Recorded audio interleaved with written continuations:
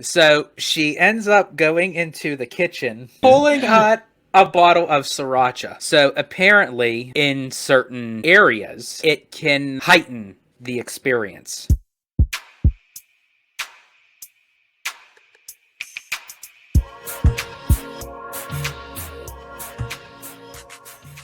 All right, guys, welcome back to the Bad Thoughts podcast. Today, we got a special episode for you guys. We have the guys from OrangeGrove55, Mr. OG himself.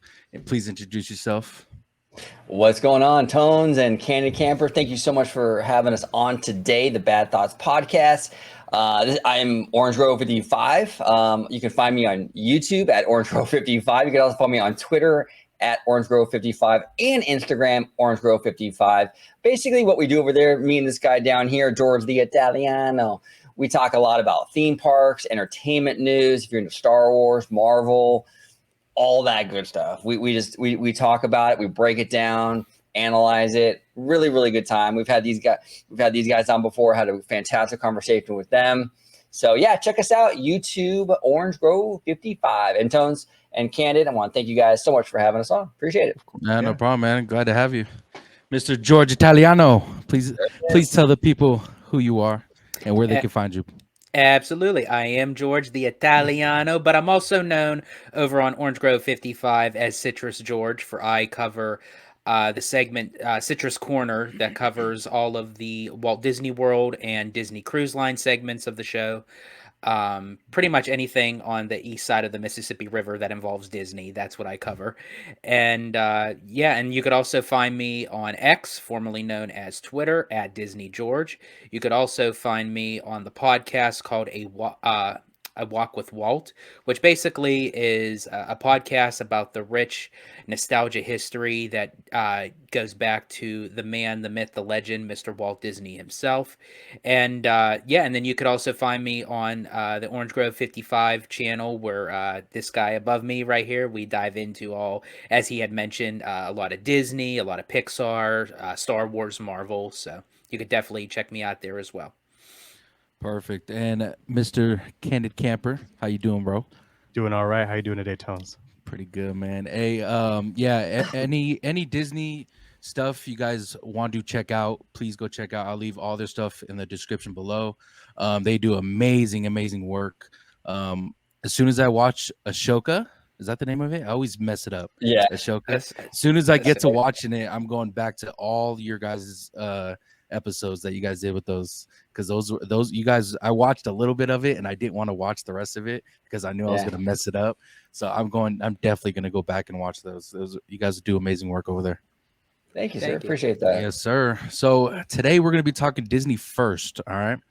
A lot of rides that I went on, I actually enjoyed. And the episode we did over at Orange Grove 55, I also put that in the description below.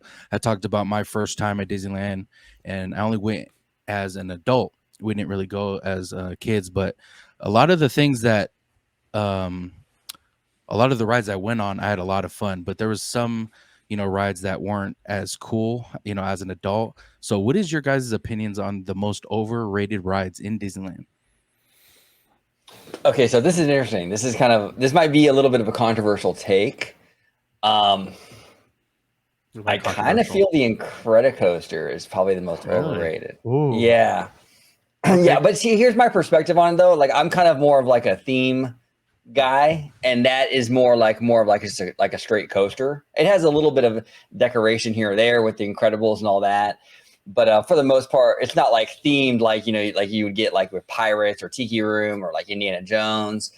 So that one, I don't know. A lot of people love it, though. I can't dog it too much. A lot of people love it, but for me personally, I think it's a little overrated. Let me ask you this. Not my will. Let me ask you this. So once they remade it and reinvented it and made the whole Pixar Pier area, did you feel like you were gonna get a full theme on that ride, or do you realize like, hey, they did this on purpose because it kind of makes sense to do it the way they did?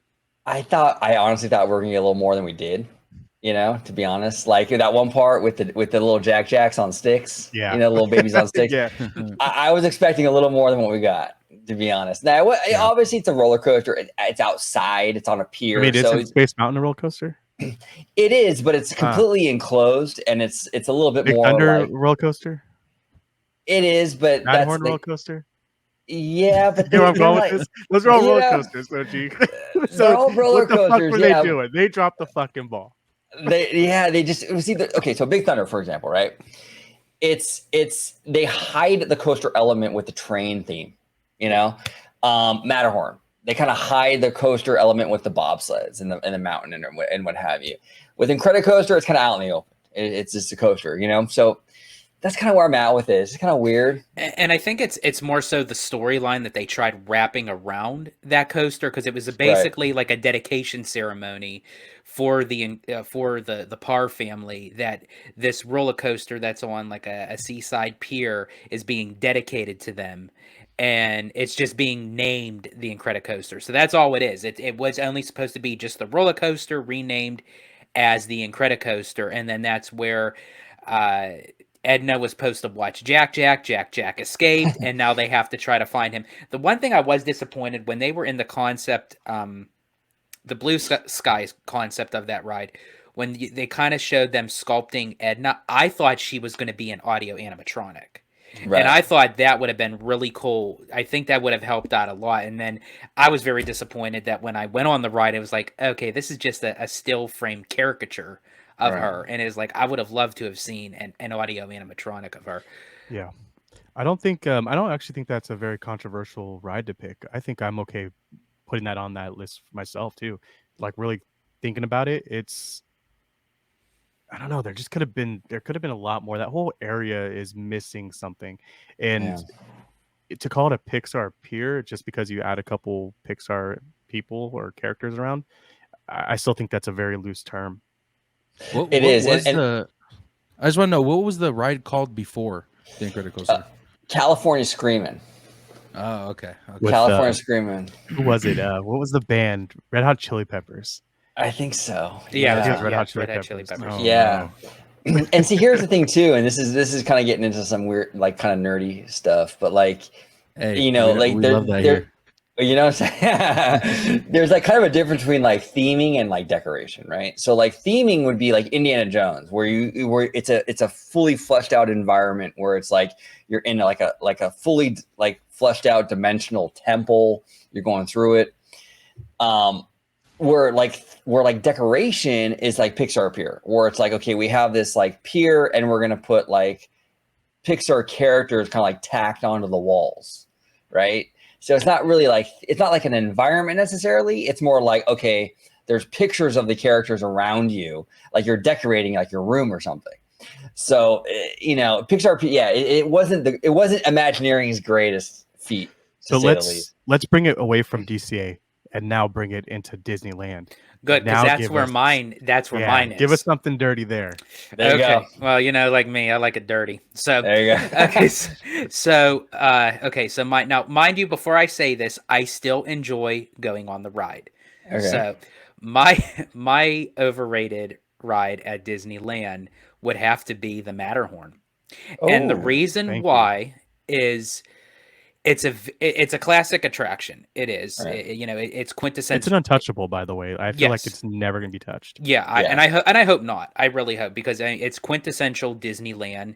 It screams like the imagination of Walt himself, because even the story behind it, that he said, you know what, I'm going to put this mountain like dead set right in the middle of these two lands, and like his animators and Imagineers are like, are you crazy? Like, how is this even going to work? And he said, trust me, it'll work. And sure enough, I mean, it still stands the test of time. But as far as it being an attraction itself, it is very, the ride system and the track is very outdated, and it is a rough ride. I mean, you almost need that. What's that? That ride structure, that's one of the first steel tubular roller coasters. It is the first steel tube roller coaster, and you got to give it to Bob Gurr. Grandfathered in? Like, do you feel like they would ever just rip that out and say, fuck it, let's get modern? Like, I always think that, what if they made this ride modern? Like Everest. They would do it. Like Everest. Yes, I just don't think they. Here's the thing. I would say no. But the route that, Disney has surprised us with some decisions lately, anything can happen, anything's possible. But I mean, I don't know if I would really want it completely modernized, but I wish that they would just update it where the ride can be a little bit more smoother, Yeah. where it's like it doesn't feel like You you're need going a to throw mouth your guard. back up. Yeah, exactly. So it's like it's a great ride, but there is a trick to not feeling as hard. If you actually lean back all the way into your seat, you will feel everything. The actually you're supposed to ride it like a toboggan sled. So the Right. key is to lean forward and hold on and move with the track. Interesting. Okay. I should have remembered that. No, never mind. The good old days. Different situation. Different situation. What about you, Candy Camper? What's the Oh, most man. overrated ride you think? in Disneyland? Overrated. I don't know if it's overrated, but I just think it needs to go. If we could just say that, it's a fucking Nemo. Come on, man. Oh yeah. Getting you're in and out of right. that fucker is ridiculous. Being on the ride is ridiculous. I'm 2 feet from, not even 2 feet, 2 inches away from the fucking screaming kid next to me, breathing in all their funk all over that fucking glass. And then you have the fucking guy sitting up top or the chick sitting up top, like trying to pretend that they're fucking driving. I feel bad for that person that's stuck in there all day. And not only that, I waited 40 minutes each time and it breaks down on you. So And honestly, I have to say, every single time I go on that ride, I always end up with a wedgie. So, like literally, I end up with a wedgie. Like I don't know if it's because it's like it's so compacted, like with the seats that I Right. sit down. It's like I'm so uncomfortable. It always rides up my ass. I mean, maybe. I mean, there's a person that actually, they're they're suing Disney for an uncomfortable wedgie. It was like, damn. It's like, Hey George, you might be able to make some money on this, dude. All right. what they call those lawsuits? Just take a where it's picture like after. everybody. Yeah. You could get like 4 cents in the mail. Yeah, Yeah, of exactly. course. Oh, Yeah. class action suit. there you Class class action. action, there you go. Yeah. But Yeah. I agree with you, Camper. I'm not a fan of the ride itself. I just say keep the lagoon. I love yeah. the lagoon. I love the Yeah. aesthetics of it. I mean, I agree. just as passing by, it fits so well with the park. But yeah, I We say need water though get, too in general. Like we need those water Yeah. features. Water Yes. features, I think, makes everything just so much more dynamic. And like they're doing in Toontown with all the extra water features, I think that was genius. Even though they're dropping the ball over there a little bit too. Yeah, and same with like Pandora over there in Florida. Like the water makes such a difference with That place is everything. amazing. They Amazing. did such a great job. That's probably just keep the fucking thing open. That's the whole point why they added the bioluminescent forest. It's like we can't even fucking utilize it. yeah, that's true. I think I've seen it just like the opening day at night, and that was it. Every time it just closes early or the whole park closes early, you can't even view anything. Disney has to realize everything happens better at night. Yes, I agree. Now I think mine's probably going to be controversial, but after Okay. what I saw last night, what Candy Camper showed me, I think Pirates of the Caribbean is the most overrated ride. Really? Oh. And now let me specify, it's a good ride up until I seen a video of the one in Shanghai, Oh yeah. and that one is unbelievably amazing compared to what the one is in Disneyland. And I had a blast watching the video. I thought I was on the ride and everything. It was awesome. It was amazing. So for that, so yeah, I do agree with you to that extent. I think the Pirates in Shanghai, like with the ride system, the technology is phenomenal. Mhm. As far as the originality and how classic and the history behind Pirates of the Caribbean, that's where where I would have to. Now, if you go to Walt Disney World, I agree with that. Oh, if you go to Walt shit. Disney World, ride that Pirates, trust me, you will be on your hands and knees bowing down to Disneyland because Walt Disney World is a joke. Yeah, the Shanghai one is crazy though. How you you lift up from out of the water. Yeah. I mean, that thing is nuts. And I was saying that years ago. Like I've been making content for a long time, since like 2016. And I made a video about that. I'm like, they need to update our Pirates. And it was like, I got so much shit for it because everyone is such like a Disney purist. Oh, that ride, Walt Disney Touch. You can't do that to that.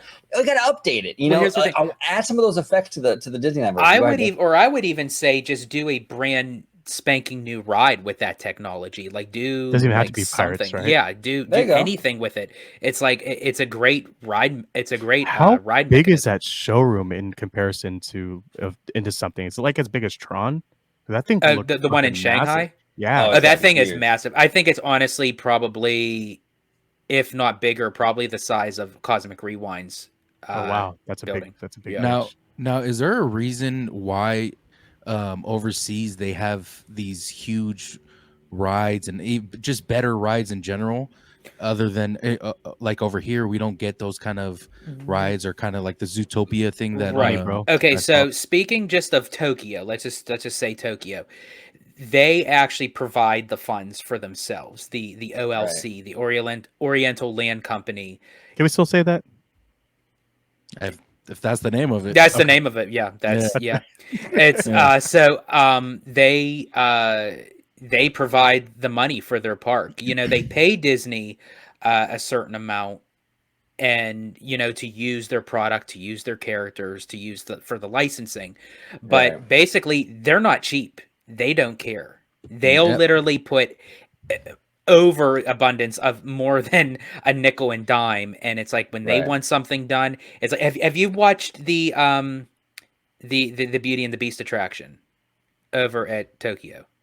I have not. No. Okay, when we're done, you have to watch that ride, because that ride, Okay. I mean, it's you would think it's a simple dark ride, but even in the queue, the amount of detail that they put Incredible. into that fucking ride.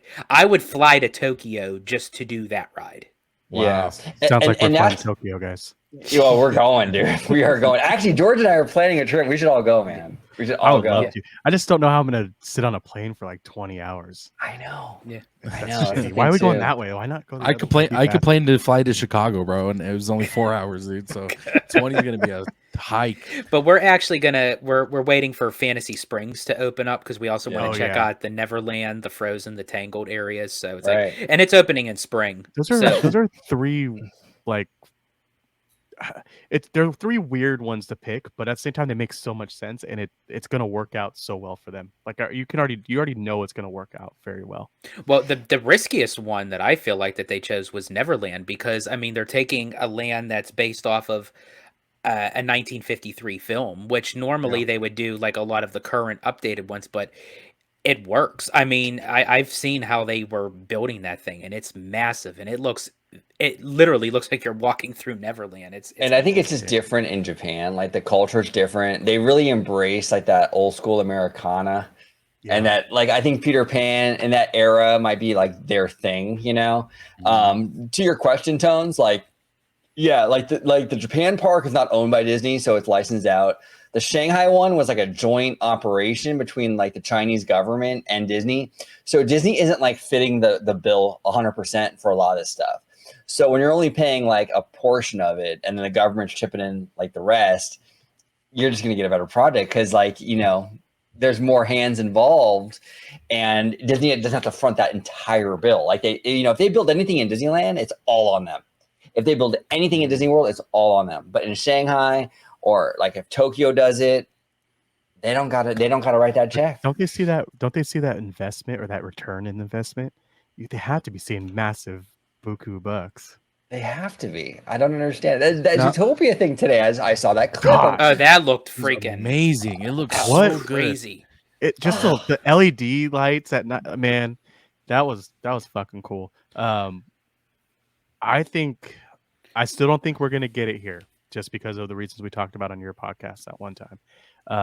I do think that is one of those. But if they're given like these mini lands like that, fuck, bring them on, dude. Now is that something that Disneyland has ever talked about doing, like they do in Shanghai or in China? Like mini lands within a land? No, the funding Utopia? of the funding portion of instead of Disneyland paying it all, some kind of government or county kind of tax them.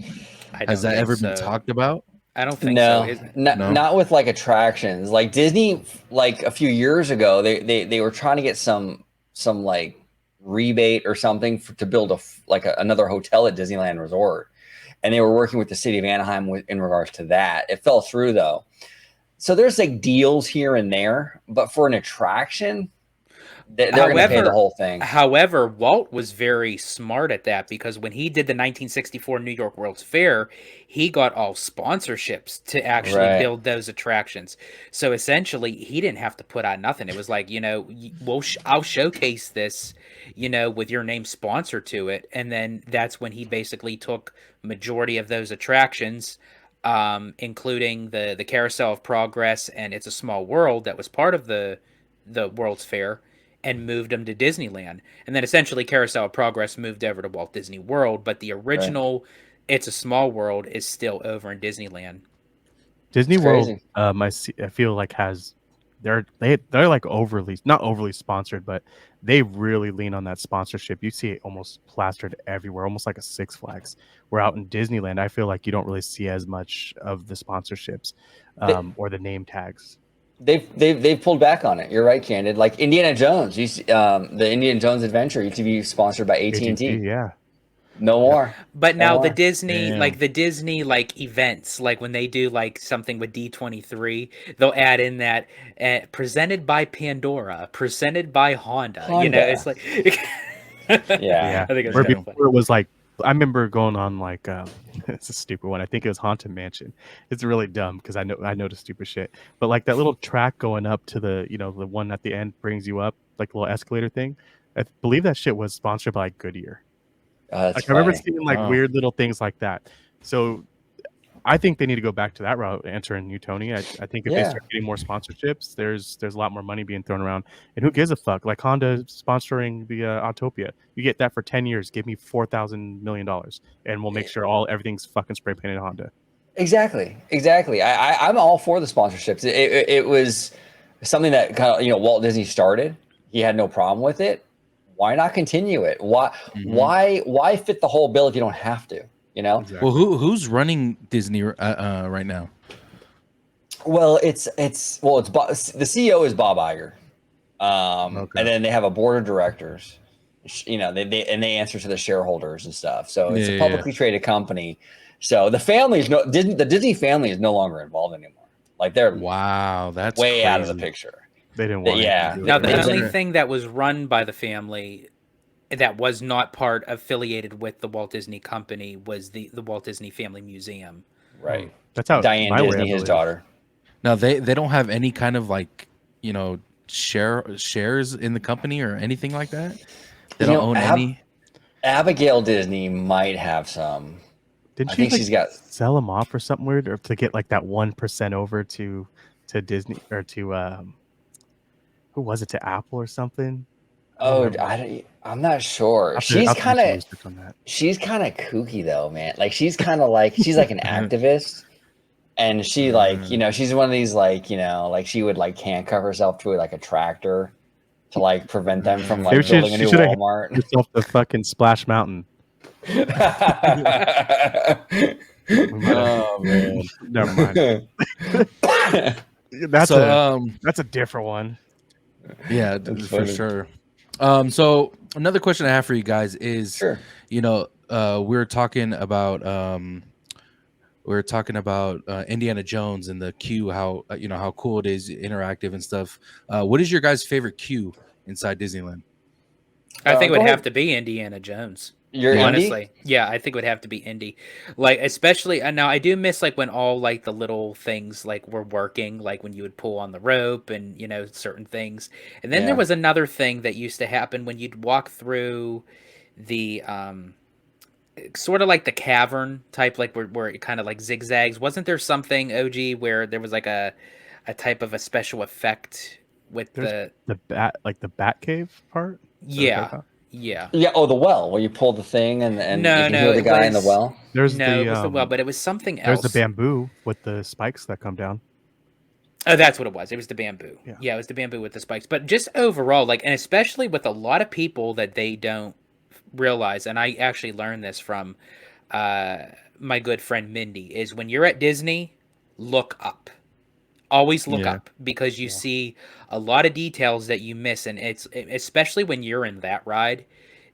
Just the detail in that thing. It's like you can tell the Imagineers put so much work just within the queue line, and not even talking about the ride itself. It's so yeah. I have to say, as far as the queue, and that's why, and we talked about this. On Orange Grove 55, and Candid, you were part of that conversation, that's where I have a little bit of a difficult time that if they were to bring Indiana Jones over to Animal Kingdom, or or even Walt Disney World in general, because Indiana Jones to me We're not just getting that. feels, You're not going to get that full mile walk. yeah. I guarantee you Disney's not going to spend the money to do that. No, And they did, and they and I did. hope they don't, because I love when I go to Disneyland, I like to associate Indiana Jones Right. with Disneyland. It's like I don't want it in both places. Well, and the reason why they have the mile walk is out of necessity, because what it is it's actually getting you underneath the railroad tracks. Yeah. So Okay. it was Oh shit! I didn't even know that. yeah, that makes a lot of sense now, dude. Holy yeah, shit. they have to get you under the railroad tracks, and the show building is actually like where they drop where the tram drops you off from the parking structure. They drop you in front of downtown Disney. That big green building, that massive green building, is Indiana Jones. So the line you get in Adventureland, which is a tiny ass little land, and it walks you way out there beyond the railroad tracks, out basically into the tram loading area with this giant green building. So it was out of necessity. So Animal Kingdom isn't going to get that. I mean, there's no need for it. So they're just not going to get it. So that's unfortunate, But speaking of Animal Kingdom, actually, Indiana Jones is my favorite as well. But not to be like redundant, I would actually give Flight of Passage my number 2. I love the queue for that. I mean, just being around the waterfalls and the rock work and everything, I absolutely love that. Oh, we're going over to Disney World too on this. I mean, yeah. I mean, I think. I mean, favorite that queues, makes why it not, right? That makes it tough now.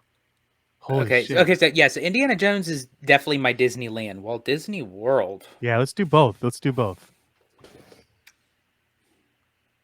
Right? Okay, mine. Okay. For It's me, tough. okay. This may seem surprising, but for Walt Disney Worlds, I'd have to say Peter Pan's Flight. Oh wow, that's And the reason why for Peter Pan's Flight is because Oh geez, like what? wow. you actually go through the Darling House, and it's like a lot of the where you kind of like they have like special effects where Tinkerbell appears and makes certain things move that you didn't think actually did move in the queue, and you see like Wendy, John, and Michael's beds. So you see the portraits of the family, and then it takes you out into where like out in the London streets, and then like back into the house, and that's where the ride takes you. So it's like a continuation, and that's the one thing that Disneyland's Peter Pan Flight doesn't have. Now, as far as the ride itself, I have a very hard time with Walt Disney World's Peter Pan's Flight, particularly with Captain Hook's vocals. It does not sound like Captain Hook at all. I don't know who the hell they got to record that, but I mean Corey Burton should get him into that recording studio and have him re-record something, because I don't know, that's not Captain Hook. Oh gee, what about you? What's your Disneyland? I would have to go Indiana Jones. I mean, that's just like the GOAT. I mean, that's like, how do you beat that? I can't think of a single. I mean, I guess maybe Rise of the Resistance. I mean, that's pretty dope.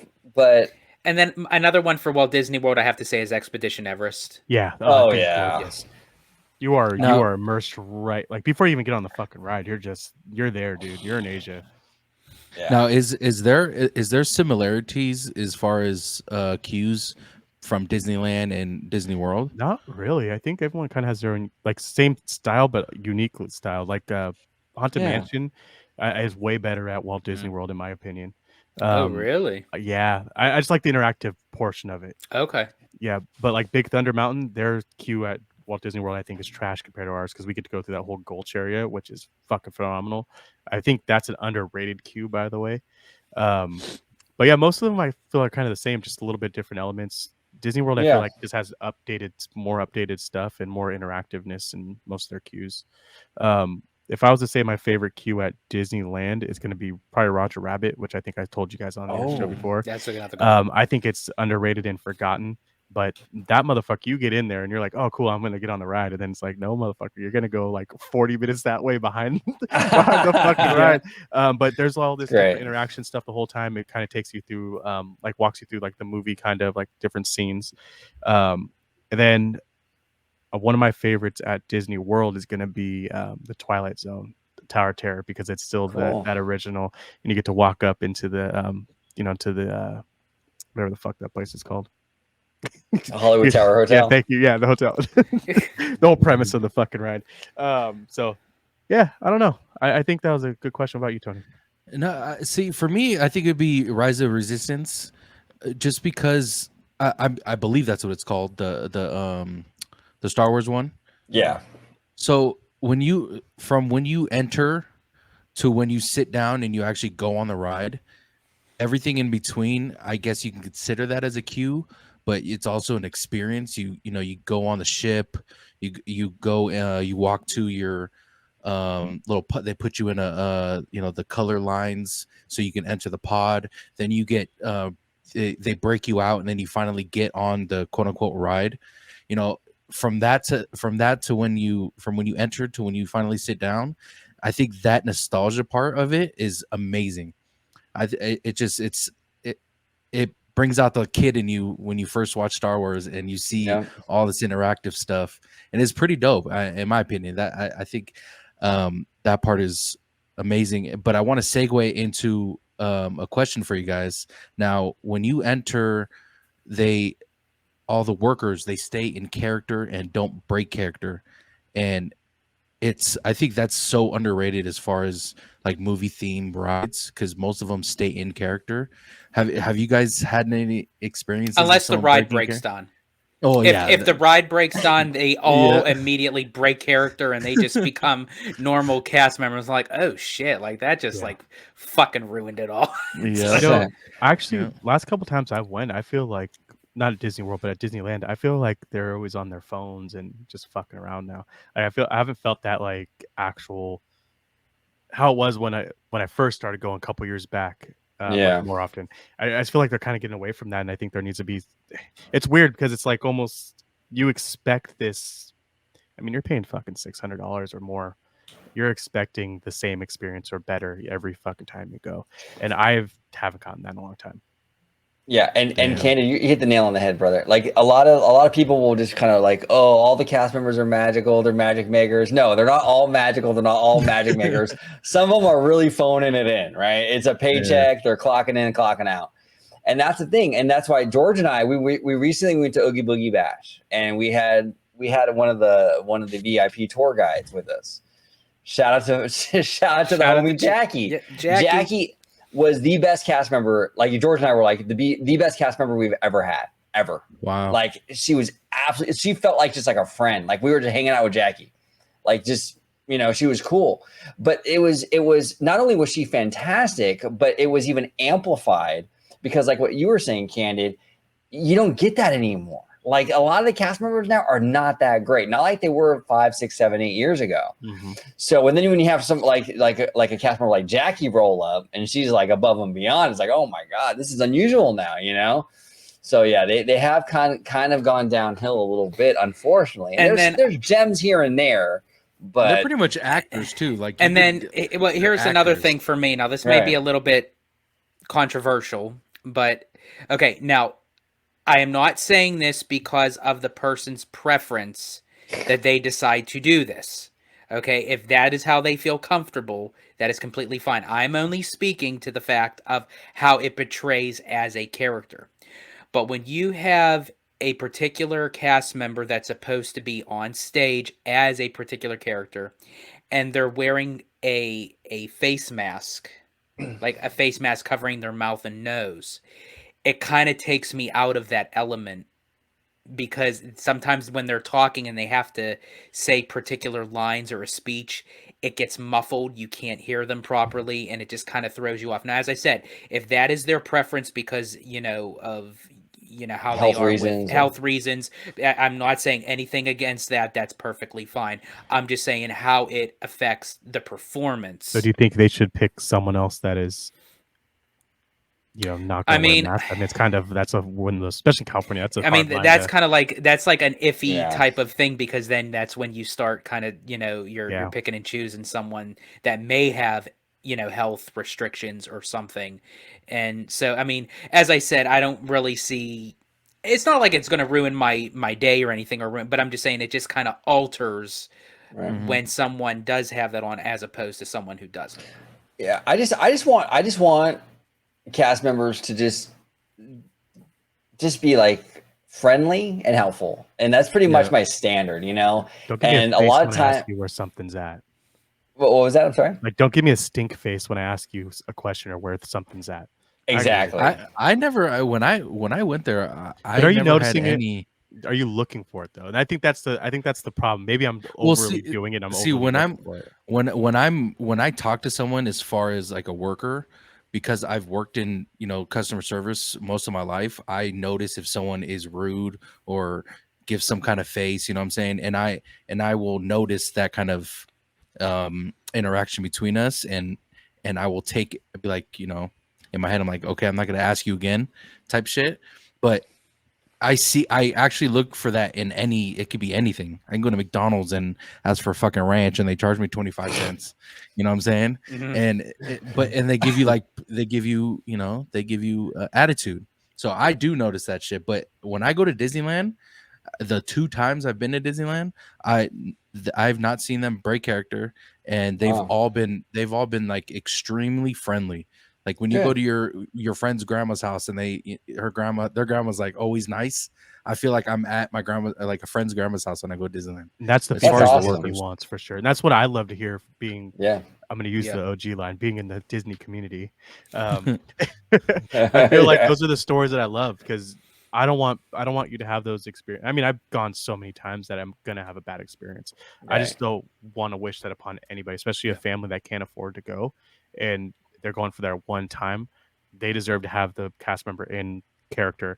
They deserve to have the best time that they could possibly have. They deserve to have the best damn chimichangas and the perfectly heated fucking, what are they called, turkey legs, like There you every go. single time. There you go. Dry turkey legs. Not if you put something on them, dude. They're injected with like every steroid. you Yeah, can they think of. they inject them with like a salty type of watery You got something the that fucking guy in the back just The syringe. yeah. Each one just staring you in the eye. Yeah. It's like you apply for that job. It's like you go Right. on DisneyCareers.com. I want to be the turkey injector. Oh man. I'm assuming That's this all terrible. happens down in the back in Critter Country, right? In Pooh's There you Corner. Yeah. Exactly. Yeah, no one ever goes back there anymore. No, really. Speaking of Pooh's Uh, Corner, kind of an underrated queue to me. Not that it's amazing. Obviously, you're outside the whole time, but that whole little area is kind of cute. Like, if No, you did a good job. they did. You're right. And I'm a big I like trees. I know it sounds really hippy dippy, but I do. I like the trees, and it's just you're out there with with all the big trees. It's pretty. Nice little creek too that's going through there. It sounds Exactly. good. Exactly. Man, this sucks. Nothing like getting off of Splash Mountain at night and you're just soaking wet and you get to walk through there and the lighting is just perfect and you yeah. have all those fucking trees. Critter Country at night is probably one of my favorite areas. Oh, it's beautiful. It's beautiful. Just to go back to the turkey thing. I don't know why. I had like this vision in my head, like the cast members like injecting the turkey legs with like full on like Breaking Bad gear, Yeah, like, exactly. like, oh man, that's He walks hilarious. out, takes his mask off, and he's like, God. Someday. So I reek of apparently, poultry. yeah, right. So apparently, I didn't know this was a thing, but apparently there are favorite bathrooms that people who go frequently is a thing. I didn't know this, and so Candy Camper told me. But do you guys have a specific bathroom that you guys like to go to? Yeah, I am all about. Okay, if I'm here, we go. If I am, If you have to take a shit, which one? No. exactly. That you're right though. You're Yeah, onto that is something, true though. Yeah, because Yeah. there's certain bathrooms you don't go in to take a shit because it's Right. like- It's like, so if I'm taking a piss, I don't care. I'll go in Tomorrowland, whatever. I don't give it, well, it doesn't matter which one I'm going into. I think I know which one you're going to talk about if you have to take a shit, because it I might be the same one that I'm going to do. Yeah, same. If I'm taking a shit, wait. On the count of three, you guys, the shit one you guys go to, all right? 1, Ready? 2, 3. Grand Californian. Yeah. And I don't count. We're talking about in park. Oh, in park. But we don't shit in the park. That's just it. We don't shit in the park. That's just it. No, if I have to take a shit, I am going through those fucking turnstiles. I am going over to the Grand Californian, because there is no way that my bare ass is going to sit down on those fucking seats. I can tell you something though. On the East Tom Coast. Sawyer Island. Tom Sawyer Island with like the big maple leaves. Oh, that's they have great. one bathroom on that island, and it has a fucking Dyson hand blade to dry your hands in it. Oh my god! Yeah, check it out. Now, Camper, have you ever been to the restrooms at Grand Californian? No, but I mean, come on, that place is fucking gorgeous. I can only imagine it smells They're like great. cedar and ass. If you're gonna take a shit, that's where you should go. But I will say in Florida, the worst bathroom, which I actually out of necessity kind of had to go to, was that Cosmic Rays. Woo! I'm telling you, Cosmic Rays is rough. Yeah, that's like McDonald's.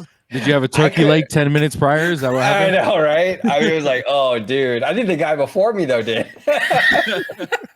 Worst bathroom, I think in Disneyland is gonna be that fucking one in right in the back there of the alley by the perfume shop. Oh, New Orleans Square. New Orleans Square. That thing smells like shit the whole time, and it's just people all the way out there by the mint juleps on the outside. What's the bathroom by like the it looks like a tiki bar or something like that? It's like a Hawaiian. There's two there. There's that secret bathroom that's where I like to take a piss at, because it's your own little cubby. Dude, not big kid friendly. At Magic Kingdom, for me, like at Walt Disney World, stay away from I take a piss there, but I would never take a shit in is the bathroom that cuts in between Adventureland and Frontierland. Because there is so much traffic that goes through. Talk about is like the one in the little entryway thing, by kind of like by the Country Bears, or am I thinking? Yeah. Like you go through like a little like tunnel type of thing where it's like because there's so much foot trafficking there between there, so it's like everyone and their fucking grandmother goes like there. The one by Rancho Zocalo. That one, the women's bathroom in that area is always fucking packed. Like there's always a line for the women's bathroom right there. Yeah, exactly. Shitty. I never knew there was a bathroom that you guys preferred. Well, you guys go frequently, so I guess it makes sense, but never thought about that. You know what? I'm telling you right now, Grand Californian, I would go into their bathroom, I would eat and wait to take a shit of the thing that I just ate in there. That's how clean it is. No, it's the best. It's the best one in house, and that's the beauty of Disneyland Resort. It's small enough that you can wing that. Now, sometimes you can, I guess. Sometimes you can't.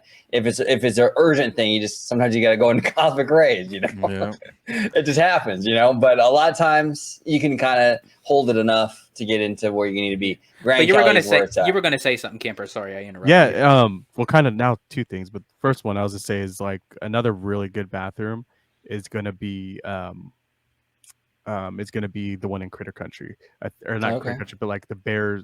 What's up? I can never remember. Hungry Bear. Yeah, the Hungry Bear restaurant, because it's always kind of like tucked all the way back. You have to kind of walk in there to get there, and you don't really know it's there. So it's not the cleanest, but it's enough privacy to have. Yeah. And then the second thing I wanted to say was there's a restaurant, the Whitewater Snacks, I think it's called. Yeah. Mm-hmm. That place over by the pool. That place used to be fucking jamming. They had these nachos, and you ask for, dude. So this is crazy. I asked him, I'm like, hey man, can I get beef on there? And he's, oh yeah, fucking sure, no problem. Because that's how they talk at the fucking restaurant, right? And he's in there, and you see him just fucking wow. It gives me these fucking nachos. And shit you not, dude, fucking steak on this shit. These were chunks of steak. He said beef, fucking steak. And then, so every time I would go, I would sit there and I would get these nachos, and the plate was massive. And then the last few times I went, they fucking shrunk it down. They remodeled in there. Now they're giving you actual like fucking ground beef on there instead of steaks. Just That so sucks. Yeah. None of you Wait, like so- Taco Bell meat. No, Yeah, no, right? no, wait. No, I have a question for you, fellas. Kind of going back to the bathrooms. Sure. Now, this never happened. I don't know if it ever happened to me in any of the Disney parks, but just in a public restroom, because I really don't like to use public restrooms if I don't have to, especially if I'm taking a shit. And one of my biggest pet peeves that I literally, when someone does this to me, I'm like, fucking really? It's like you could be in the stall, you have the door shut and locked, and then you have somebody pulling on the door. And I'm like, Yeah. really? Like, Oh. you can't fucking see that somebody is occupied in this thing? Yeah. You can't smell what's coming out of me, you fucker. Well, the I worst. hate that shit. Oh, I hate that too. The worst thing too is when you're at the urinals and there's like a row of them, and like you're like I'll have this happen to me every now and then, right? Someone And you're- touches You have your someone ass come- or something? You have someone come up to you, like there could be 5 aside from you, and someone will just come right next to you. Exactly. I fucking hate that. Like you, it's just like it's unspoken rule, right? Like in the guy's room, you always give yourself like one stall in between the guy next to you if you can, you know. Yeah. And if there's like 5 stalls, and I'm sitting there taking a piss, you come right up next to me, and there's like 4 others. Get the fuck away from me, dude. I mean, at that point, like you're now not you, but the guy that's standing next to you. That guy's a fucking creep. That's Yeah. a fucking creep. I have a quick story. Oh, yeah. So my uncle he told me I this got when one for you too. he went to a 49er game. He went to go use the bathroom, and it was no one was in the bathroom. He went to the one stall, and there was about 10 or 11 stalls to the left of him, and he was at the very end, the very first one, and some guy walks in, goes to the one next to him. Now, not only is that already a red flag that he goes to the one next to him when there's literally like 10, 15 more to the left, he pulls his pants all the way down to his fucking ankles and just starts to take a piss. And my uncle looks to the left. He goes, "Are you fucking kidding me?" Just like that. And he's fucking wasted. They're both probably wasted. But he was like, the only thing I fucking remember is this motherfucker who went to the bathroom, pulled his pants all the way down to his fucking ankles, and started taking a piss right next to me. I was like, oh my god, dude, that's fucking hilarious. Have you ever taken a piss at a Raider game, Tony? Yeah, In the fucking trough? Have you ever been? In yes, the trough? dude. Yes, God, that dude. it's like a so round irritating. trough, and there's just whip it out. Just and a go. group of guys just taking a Okay, piss, bro. okay. Now I got a Oh, story man. for that. Okay, now we're going off the rails here. Okay, but we have a water park out here. It's called Sandcastle. Don't know if any of you heard of it. Never heard of it. And and now I haven't been there in years. But the last time I think I went was in 2000, and their changing rooms, they have no stalls. No stalls. So it's basically one big open room, and you have all these fucking guys just changing out of their clothes into their bathing suits or what have you, their swim trunks, whatever.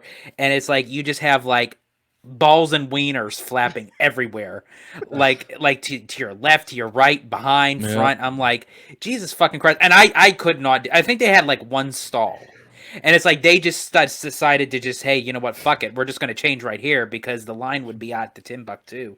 No, my ass fucking waited to get You're into just that not stall. I have nothing against. No, being here- around yeah. you. No, I don't just had- want to go see a dick today. Like, that's Exactly. not my Now here's agenda. the thing. Now, as I said, I know this is a little TMI, but I'm proud of what I have. I have no problem with it. But if I want somebody to see it, I want it to be a bunch of women. I don't want it to be a bunch of fucking dudes, changing into their fucking swim trunks.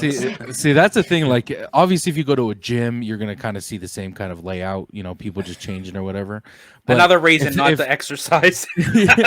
But if there's a thing where you have a choice for someone not to see your dick or whatever the case may be, like if you have a choice where you have a stall, go You into it. choose that choice. Yeah, exactly. But the obviously, if you don't have a choice, then you have to change right there and then. Like, Gotta get do over your it. thing. I'm not gonna fucking look at you, but do your thing. You Right. know what I'm saying? Yeah. But people who have a choice and still could continue just let it fucking flop around. Well, then there were some of these guys that were changing, and they're just like walking around, and it's like, dude, put on your fucking trunks before you just start walking around. It's almost like they enjoyed it, like they had like that Oh, free yeah, they range do. just to walk around naked, and it's I'm like, sure that's what it is. And it's like They know kids you- park, by the way. I'm assuming too. Like there's fucking kids. in yeah, there. there was it's adults, gross. there was kids, and it's like, okay, really? Now, as I said, I haven't been there in 23 years. Yeah, let's keep it that way. Yeah, there's a reason. Why does And that it's- guy have his glasses on? His sunglasses on. Why is Italian. he been in here for 5 hours? Did he even swim? Is that sunscreen? Or is that lotion? You see George with sunscreen walking around the Hey, did you help? the bathroom. Yeah, you need some? Hey, you need some? Got you, bro. Oh, dude. That's funny, dude. Real quick before we jump off of Disneyland, I do want to ask you guys. Oh, I think we already jumped off like 10 minutes ago. I wanted to ask you guys this on your episode, but we didn't really get to it. But conspiracy theories around the park. Now, I have one that I want to see your guys' opinion on, or if you guys have heard of it. But also, if you guys have some, let me know. So, Mr. Toad, you guys all know who Mr. Toad was, right? Yeah. So I read that it was about a book called Winds in the Willows. Correct. So pretty much the ride that was initially there, I think it was like in the 50s or something like that, they deviated from the story, and it was about the death of Mr. Toad. Now the ride was consisted of cartoon demons and his version of hell, that Mr. Toad went to hell, and this is what he saw when he went to hell. And it consisted of cartoon demons, and you kind of go through the ride of seeing, just gnarly shit throughout the ride, and not many people knew like what the ride was because it deviated from the story. Have you guys heard anything similar to that, or heard about that? I do know. I mean, is it saying that the whole entire ride consisted of him being in hell? The ride that I saw was you saw demons, cartoon demons, and then you seen like fire and okay. So what happened? Now, have you ever been on Mr. Toad's Wild Ride? I couldn't even tell you. I don't think so. Okay, so essentially, it still kind of has that concept. It's basically you're in the car, and you're basically going. It's almost as if you as a person are Mr. Toad. And you're basically taking the car, and you're going through, buildings, crashing through stuff and what have you. And essentially where you get hit by a train, and the final scene is you do end up in hell. And then basically that's the end of the ride. So basically to the end, you die, you go to hell, and then boom, you're back out in Fantasyland again. That's so now, dark, will Disney ever Disney do that ever again? No, but it's like it works. It fits. Like, it's the most confusing attraction I think ever. One of my favorites. But it's great. It's great. classic. So good. And Yeah. So that house and like the whole aesthetic to that place is really cool. Like the whole house and everything, and then the whole Fantasyland thing is being transformed into the rides and being the main character of most of the rides. Now, it started out as a conspiracy theory for me, but it actually ended up turning out to be a fact. OG, you might know this. And you guys might know it too, so let me know. In Pirates of the Caribbean, when you are passing the bedroom scene and you see the skeleton laying in bed, that skull is actually a real live human skull. It's the only one. I actually heard about this. That's weird that you said that. So that was a conspiracy theory for me, and I thought, no, that can't. But after doing research and everything, it actually turned out to be a real life human skull. that's crazy. Wow. That's crazy. Now there is when you walk into the park, the firehouse on Main Street. And when you walk in, it's to your left hand side, and in the window they keep the light on all the time. That was Walt's apartment up there, so they keep the light on all the time. But there's a conspiracy theory that shortly after Walt Disney died, there was a cleaning lady was in there cleaning the apartment, and the light kept turning on and off by itself. Ooh, Ooh, shit. So it was like that's kind of weird. Like, okay, is Walt still in here or what? So that was kind of weird. And Is that that- I kind of believe. For me personally, Yeah. I feel like in some odd way that Walt is still there in that park, because it's almost like, in a way, when I do walk into Disneyland, I feel his presence because I know that he physically was there.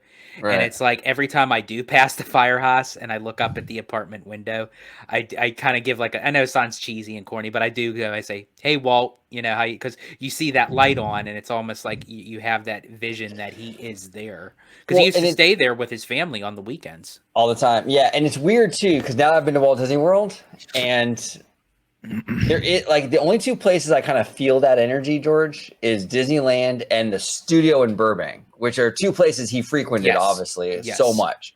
Disney World, I love Disney World, doesn't have but I that never pop. felt it over there. I agree. And it's weird because walking down Main Street every single time I get that feeling too. And it's almost like I can go for a whole week, and every time I go into those turnstiles, I still feel like, holy shit, this is created. This place is fucking created for what reason? You know what I mean? But just Right. pure happiness. And you get that every single fucking time. He did it. Where Disney World, I still feel like it's that happiness, but it almost just feels like a clone. Like I always get that clone feeling. And I Totally. love OG's take on that, which I've never thought of it that way, but he said it perfectly when he said, after experiencing Walt Disney World, is more so not really Kingdom. the whole Walt Disney World, but Magic Kingdom compared to Disneyland. He said this is like a live action version of Disneyland. So sort of like the take on like when you have a classic animated film and then you see that live action film, it's like it's good. Well, some of them, but it's like it checks all the boxes, but it's just not quite the same, know. And that's kind of what that is, But Disneyland, you can feel it. There's something there, and Magic Kingdom, you go in it, and it's like, okay, there's a main street, okay, there's a castle, there's all the boxes are checked. Technically, it should feel the same, but it really doesn't for some reason. What'd you think of their Fantasyland, OG? When you went? It was weird because the new Fantasyland was great. I actually love the mine train. That was freaking fun. I was laughing with this guy because I was expecting a little bit of foreplay, like you get in and you go through the dwarf's little mine and like they kind of ease you into it. Nope. They strap you in and you're off to the races. I was like, wow, man, this gets off pretty quick, I actually really enjoyed it. The new Fantasyland stuff is really well done. The old Fantasyland stuff, though, is like this weird hodgepodge of like the medieval. It's funky, right? It's ugly. If they were to put any money as part of that, give me a facade. The $60 billion, like change the older Fantasyland at Magic Kingdom, because that thing is god awful ugly. It's horrible, man. And the small world is a joke. Like I mean, it's just to have it crammed into that little building.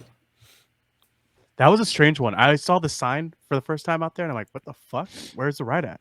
And then you go in, and you're like, "This is weird." It was really weird. And like the water and the inside of the building, that's a strange queue line. It's weird because they take it's like you walk in and then like they have like Disneyland's facade like tacked onto the wall. It's like a yeah. It just doesn't work, man. It doesn't work. And then they improved, like I think they learned their lesson after that, because then I think Hong Kong has the one we have. I think even Tokyo does, if I'm not mistaken, and so does Paris, right? Yeah, so I don't know why they would skip that over of Walt Disney World. Like I don't get it. Something as great and big as It's a Small World to cram. I'm sorry, you're taking something big and you're cramming it into something small. It doesn't work. Sorry. Right. Yeah, exactly. Well, and that's the thing too. Unless you use a little bit of lube, right? Or there you go. That's the weird thing too with Walt Disney World, is that there was a lot of weirdness going on with that in terms of like respecting Walt and kind of what would he do and what he wouldn't do. And there's all that weirdness going on because he just passed away. So there might have been conversations like, well, is it appropriate to mimic the original? And I also think too, if you watch like the behind the scenes, especially of there was a documentary of it was an episode of Modern Marvels on the History Channel. I don't know if you fellas are familiar with it. It's called Yeah. Modern Marvels. They did one on Walt Disney World, and of how intricate and precise that they built Disney World. I think that's where a lot of the time and money went into it, where they actually like had to dig out the swamps, and they made, technically when you go to the Magic Kingdom, you're actually about like 15-20 feet from the ground.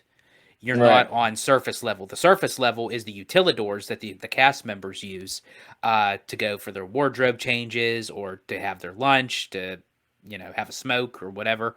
Um, so that was intricate. That was built like in the mindset of saying, okay, let's get creative. We have the land, we have the space, and it's like then they built these magnificent hotels surrounding the park.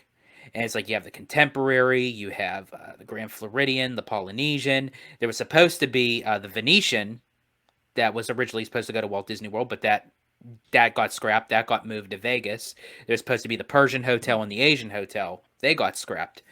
And then essentially they built the Wilderness Lodge and the Fort Wilderness campgrounds. All this is surrounding the Magic Kingdom Park.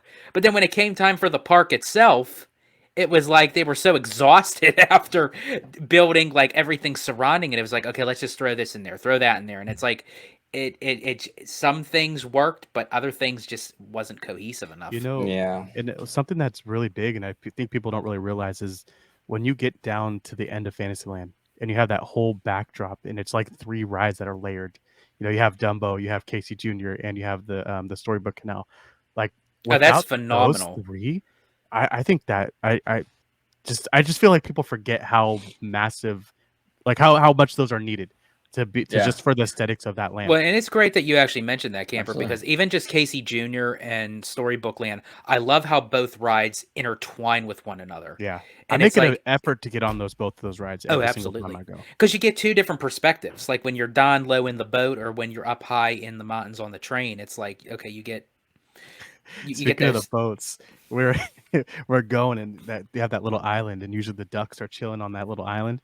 Mhm. And the lady on the boat that was telling us all the stuff, it's like, hey, when the next boat comes, we're gonna yell and say hi to the other cast member. And everyone's like, okay, cool. So we fucking go near this thing, and everybody screams, says hi. The fucking ducks, dude, freak the fuck out and fly right through the fucking boat, the other person's boat, and the cast members just kind of like freaking out, trying not to get hit by the fucking ducks. That's Oh, great, bro. dude. Little things like that just make my day. And that ride at night, fantastic. Oh, yeah. Oh, the lights they it's so have, much. I mean, it's awesome. great no matter what. But yeah, at night, I agree with you. It's phenomenal. All right, so boys, we're gonna switch it up here a little bit. All right. Yeah. We've all had one. We've all had one of these. So I want to hear the worst first date you guys have ever been on. And George, I want to what you told us before the show. You got to continue that story. So let's hear it, bro. I want to hear yours first. Okay, so I was 19, and I was set up on a blind date by one of my close friends at the time. And he By the way, said, did you know anything about her? Like, No. did they tell you anything about her before the date? Nothing like specific. They just said Okay. this is and well, I did ask them. I was like, how do you know her, first? And it's like, or is she like a serial killer or something? Am I gonna get murdered on this date? It's like, or she's like one of those psychopaths. And he said, well, this is a friend's relative. And I thought, okay, friend's relative. I said, do I know your friend? Do I know? And he's like, no. He said, I don't think you know him. So, and I thought, okay, well, I'm thinking maybe he just said relative. He didn't say specific. I think if he would have said specific, then I would have had more questions. Like if he Okay. would have said like sister, cousin, I'm like, okay. So they set up the date. We met at Chili's. Apparently, I take all my first dates at Chili's. I guess that is where it started there. So I'm sitting there and I'm waiting.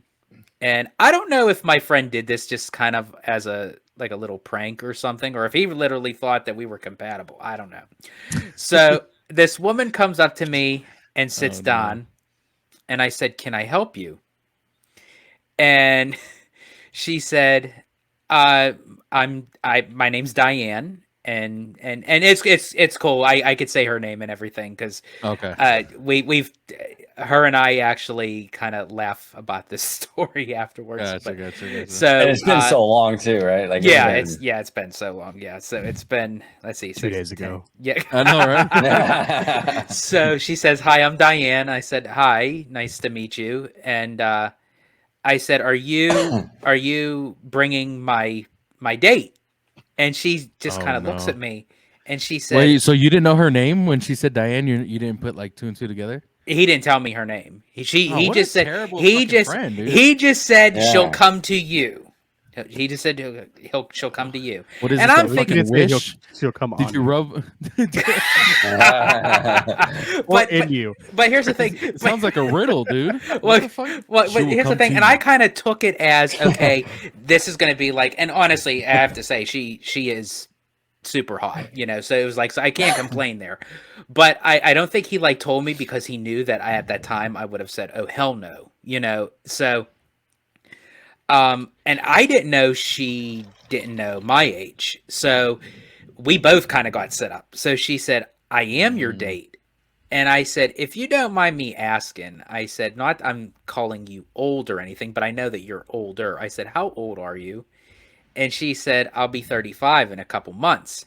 And I went, "Okay." And she said, "Well, how old are you?" Now, and mind you, as I said, I looked like this at age 11. So, at 19, I still, no, I didn't have this, but I had the goatee at the Gotcha. date. So I said, "I'm 19." And she went, "Oh, okay." She said kind of the same thing. And I said, didn't okay, I'll say my friend's name because he doesn't care. Believe it or not, it's Marcus. She said, "Didn't Marcus tell you this?" And I said, "No, did he tell you?" And she said, "No." So it's kind of awkward there in the moment. I'm thinking, oh dear God, what can I possibly at 19 have in common with a 35-year-old? Well, practically a lot. So so we just started talking. We ordered our food and what have you. And she said, do you want to come back to my place?" And she said to continue, and I thought, yeah, sure, why not? I mean, I was still under the age of drinking, so I couldn't drink or anything. But she had a couple drinks. So she was a little bit, she wasn't fully drunk, but she was like in between of like slap happy and tipsy. Did she smell like the boardwalk pizza or no? Just asking. Yeah. No boardwalk pizza. But it's funny. So when we get to her place, we start to get a little handsy and everything. So it's like that point, I'm like, fuck it. Let's just, if we're going to do this, let's do this. So she ends up going into the kitchen and Oh, geez. pulling out a bottle of Sriracha. Oh, well, okay. I thought you were going to go with like the fake fruit or something. And she Yeah, was just like, I thought you were gonna. She was grabbing a spatula. She's gonna whip you or something. Yeah, bro. no, she pulls out the Sriracha and I'm like, okay, like what's that for? And she said, well, sometimes I like to use this. And I'm like, okay. use this? What? That's Like weird. of what? So apparently, with Sriracha sauce in certain areas, it can heighten the experience. Yeah, it's going to burn your dick off. Pain.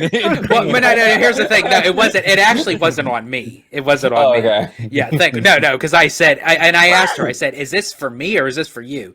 She said, "No, it's actually for me." But it wasn't anything internally. It was just more so like how people use like whipped cream or something like that. She uses Sriracha. So, and I like Sriracha, so I didn't have a problem with it. I never had some on some titties though. That's Well, Yeah, but as I said, I did, and I have to say, I mean, it heightens it because I mean, I guess for her. So, and then I said to her, I said, okay, now you have me curious. And I said, okay, I said, this is not going on my dick because I'm not about to piss out flames here. But I said, but so she started putting a little dab here and there, like on my neck, on my chest, on my shoulder. And I'm like, and then she just starts like kissing it and sucking it off. And I'm like, oh, damn, like that's some legit shit right there. So, and then it kind of, that was like part of our foreplay. So it was just like, it heightened everything. Did she pull out some tarot cards too after? What the fuck, dude? So apparently, like, as I said, Sriracha in the bedroom, it's spicy. That's spicing it up. Yeah, that's crazy. That's why I never would have guessed that, dude. That's crazy. Can I ask you a question, George? Yes. How did the night end? Oh, how did it was yeah, it ended off with a bang. I will say it was very successful. Literally. And That's hilarious. You're still in talks with this person today, even though they're like 70. Yeah, they're 70. Yeah.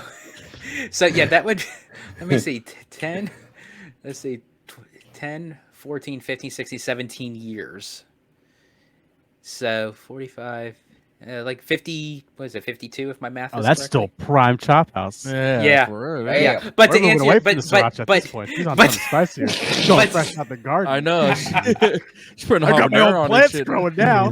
But to answer your question, yeah, I still actually stay and talk, and we actually only did it that one night. Like that was our first and last legit date, because we really didn't have anything else like in connection wise.